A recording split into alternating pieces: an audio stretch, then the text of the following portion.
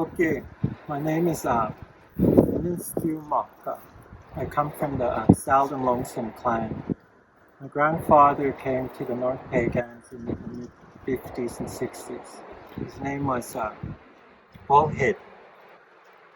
When we came, there were bundle holders in our clan. And when they came to the sacred spot here at Crow Eagles Reserve, the holy women, wore blankets. And they never talked here. And they fasted when they came to pick the rocks. And the men will protect them all the way around while they're picking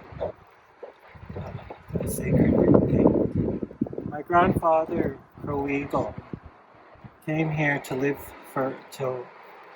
till he was pushed into the reserve in the late 70s.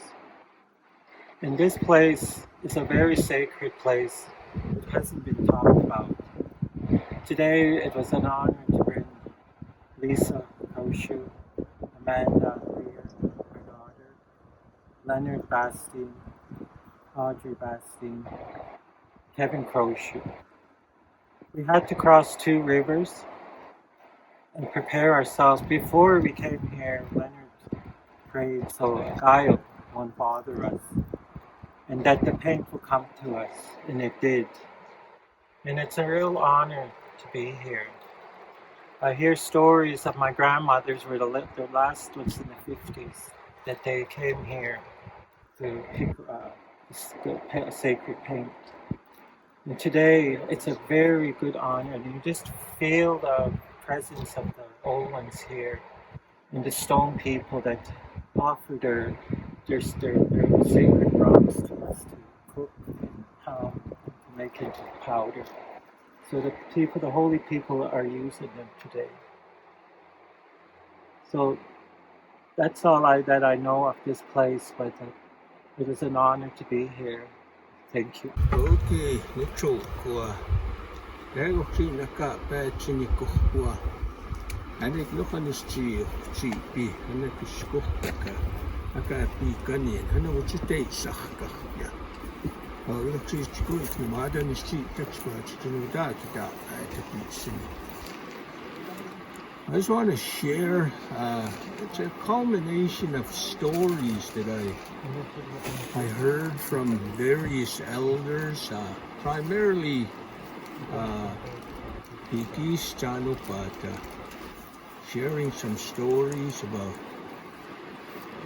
the times they would come up here to gather the sacred paint, the asan, and then also stories from Joe Crowshoe apostles, East Chanupata apostles.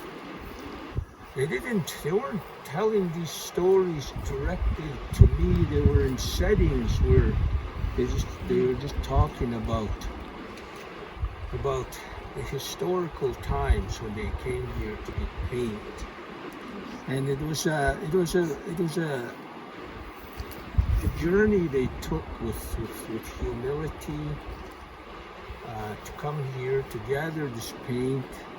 The paint is what continues to give us life, sustain life, give us new life, give us new opportunity for healing, for moving forward. And so these were bits and pieces of the stories that I heard from these elders. There was other elders there, but I just want to really authenticate my relationship with Pikis Chanupata. I took her in my heart and everything as my grandma, and Joe Koshu was one of my teachers. He was a father and a grandfather, all of that together. And this is the area that they came to gather the paint for our ceremonies, for life renewal, healing, moving forward.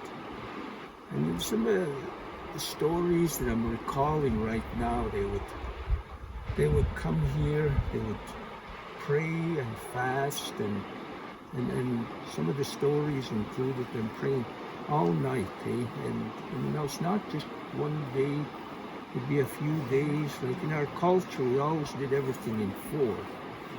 So there was stories of before days of prayer and ceremony, and then they would harvest the paint, the ochre here, and that's what they used. They gathered up and went home and shared it among the ceremonialists, the medicine men, the medicine women, and they used them in their bundles, they were sacred bundles, beaver bundles, medicine pipes, and some of the societies that they had. And some of them had personal gifts of healing, personal gifts of ceremony, and they utilized this paint that they gathered in those days. So this is the area that they came. It was in this area. Maybe this is not exactly the spot, but this is the area. And today we've gathered a few of the rocks. So that's what sharing today with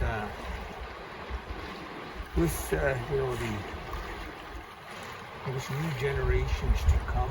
This is our relationship to this area. It is part of Napi's world, that Napi gave to us for our way of life. And today we're still trying to maintain that connection with our territory and this area. And